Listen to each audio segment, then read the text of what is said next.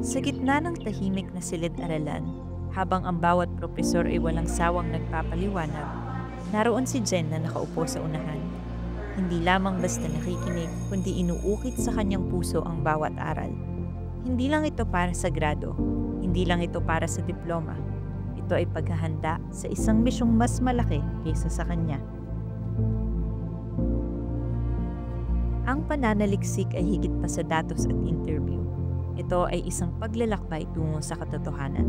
Sa bawat pagpupulong at pahina, hinuhubog nila ang adhikain magdulot ng tunay na pagbabago.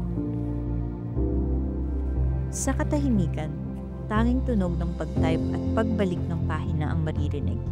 Hindi lang ito tungkol sa papel. Ito ay panatang bigyan ng boses ang mga nakakatandang madalas na nakakaligtaan. Sa bawat gabing pagod at madaling araw na nakakatulog siya sa mesa, alam niyang ang pananaliksik ay hindi para sa sarili, kundi para sa iba. Para sa mga nakakatandang naghihintay marinig at maunawaan. Dumating ang oras, iniabot niya ang pananaliksik. Ipinakita kung paano ang bawat datos ay may kakayahang bumago ng buhay. Hindi ito basta proyekto. Ito ay tulay para marinig ang kanilang mga kwento.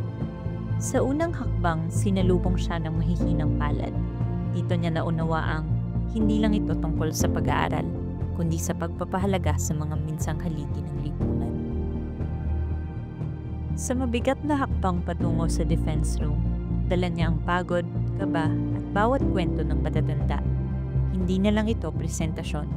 Ito ay pagpapatunay ng dignidad at pagpapahalaga.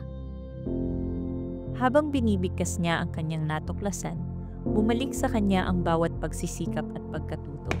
Ang pananaliksik na minsan ay papel lamang, ngayon ay tulay ng mas malalim na pangunawa.